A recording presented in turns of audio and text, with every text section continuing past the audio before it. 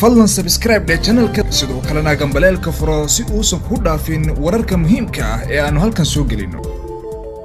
kulanti wacan oo wanaagsan daawadayaal Ramadaan Kariim meel walba aad joogtaan ku soo dhawaada warka BIDHAAMIYE TV qodobada ugu waaweyn waxaa kamid ah dawladda federaalka Soomaaliya oo ka hadashay qaraxii lagu dilay gudoomiyihii gobolka Mudug ee maamulka Puntland xaaladihii ugu dambeeyay ee xanuunka COVID-19 ee gudaha dalka Soomaaliya iyo kiisas hor leh oo la shaaciyay dawladda federaalka Soomaaliya oo ku dhawaaqday qorshe dalka dib loogu soo celinayo Soomaalida ku xayiran dalka dibadiisa Axmed Madoobe oo kulan la qaatay xubno ka soo horjeeday maamulkiisa al-shabaab oo sheegtay qaraxii lagu dilay gudoomiyihii gobolka Mudug dhanka Puntland akhbaraadka caalamka ee BIDHAAMIYE TV aad ku daawan doontaan waxa ka mid noqonaya safiirka Shiinaha u fadhiya Israa'iil oo isagoo meyd laga helay hoygiisa isku soo laabasho wanaagsan daawadayaal ku soo dhawaada qodobadaasi oo faahfaahsan dawladda federaalka Soomaaliya ayaa ka hadashay qaraxii lagu dilay gudoomiyaha gobolka Mudug ee maamulka Puntland goornamadii maanta ayaa waxa qarax ismiidaamin ah lagu dilay gudoomiyihii maamulka gobolka Mudug ee dhinaca Puntland iyo qaar ka mid ah ilaaladiisa xilli ay ka soo baxeen xarunta gobolka ee magaalada Dalka wasiirka warfaafinta xukuumadda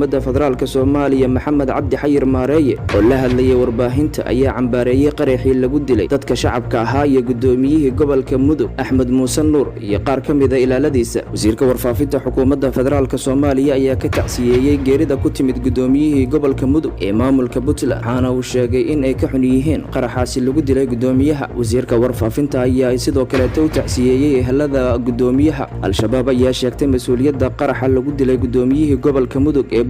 Axmed Muuse Nuur waxaana warar lagu daabacay baraha internetka ee taageersan al-shabaab lagu sheegay in weerar ismiidaamin ah lagu dilay gudoomiyihii gobolka Mudug ee dhinaca Puntland wasaaradda caafimaadka xukuumadda federaalka Soomaaliya ayaa shaacisay kiisas badan oo COVID-19 ah waxayna shaaca ka qaaday in 24 saac ee la soo dhaafay cudurkaasi laga helay 64 qofood gudaha dalka Soomaaliya inta ugu badan dadkaasi waxay ku nool yihiin gobolka Banaadir sidoo kale Somaliland Galmudug iyo Koonfur Galbeed ayaa laga diiwaan galiyay kiisas cusub waxaana u dhintay hal qof sida ku cad warbixinta wasaaradda caafimaadka ee xukuumadda federaalka Soomaaliya gobolka Banaadir ayaa hogaaminaya kiisaska tirada cusub ee COVID-19 waxaana laga helay 33 kiis deegaanada Somaliland ayaa sidoo kale laga helay 16 kiis sidoo kale Galmudug ayaa laga diiwaan galiyay 8 kiis halka Koonfur Galbeed laga diiwaan galiyay 7 kiis oo COVID-19 ah 45 kamid ah dadkaasi laga helay cudurka COVID-19 ayaa ah rag halka 19 kalena ay yihiin dumar waxaana saacadihii u dambeeyay cudurkaasi ka soo bogsaday 4 qofood tirada guud ee kiisaska cudurka COVID-19 gudaha dalka Soomaaliya ayaa gaartay 1421 kiis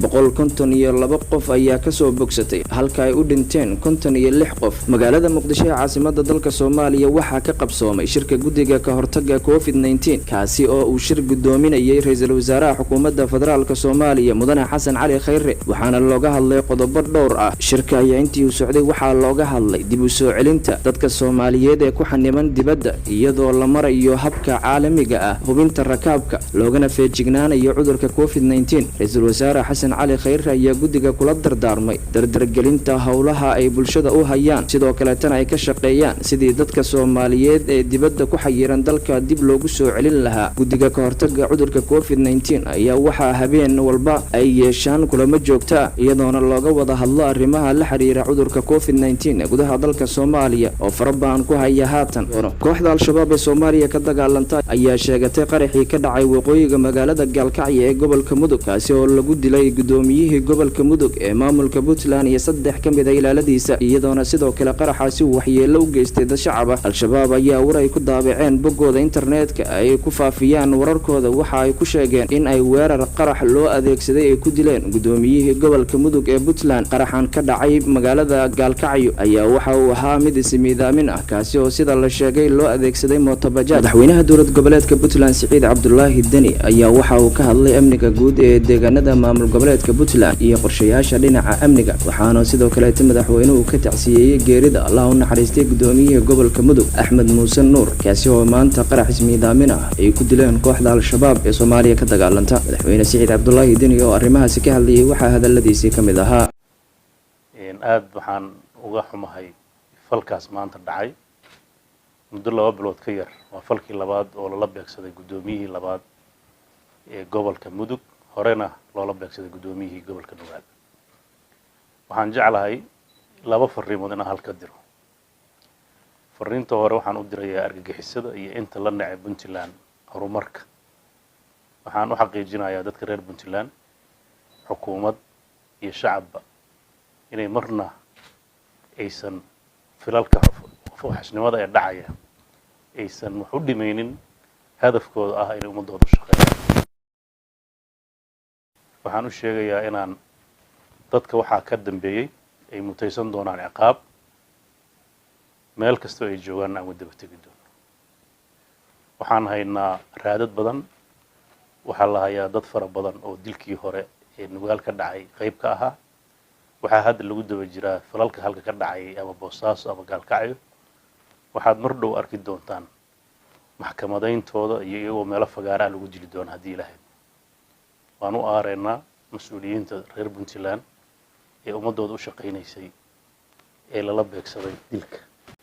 axmed madoobe ayaa kulan waxa uu kula qaatay magaalada Kismaayo xubno ka soo horjeeda maamulkiisa xubnahan uu kulanka la qaatay axmed madoobe ayaa waxaa ka mid ah nabadoon cali xuseen nuur cali dheere iyo jenaraal cabdi mahdi oo ka mid ah xubnaha sida weyn u dhaliilsan maamulka axmed madoobe kulankan ayaa sidoo kale waxaa ka soo qayb galay mas'uuliyiin kala duwan iyadoo ujeedkiisa uu ahaa sidii loo wada hadalsiin lahaa xubnahan iyo axmed madoobe kulanka ayaa markii uu soo dhamaaday waxaa la isku raacay sidii looga wada shaqeyn lahaa midnimada maamulka Jubbaland iyo danaha shacabka isla markaasina loo joogteyn lahaa kulamada noocan oo kale ah kulankan ayaa waxa uu qayb ka noqonaya dadaalada uu axmed madoobe ku doonayo sidii uu xal waara uga gaari lahaa xubnaha ka aragtida duwan maamulkiisa kulamadan maanta ay yeesheen jenaraal cabdi mahdi iyo axmed madoobe ayaa imaanaya kadib markii dhawaan ciidamo uu u diray axmed madoobe hoyga uu ka degan yahay jenaraal cabdi mahdi magaalada Kismaayo isla markaasina ay ka dhalatay ciidamadaasi xaalad amni darro jenaraal cabdi mahdi oo shir jaraad ku qabtay gudaha magaalada Kismaayo ayaa sheegay in ciidamo u soo diray axmed madoobe ay soo weerareen hoyga uu ka degan yahay gudaha magaalada Kismaayo waxaana uu sheegay haddii mar dambe ciidamo uu leeyahay axmed madoobe ay hoygiisa soo weeraraan in uu isdifaaci doono waa hagaag daawadayaal halka aad warkaasi ka daawanaysaan waa BIDHAAMIYE TV iminkan akhbaaraadka caalamka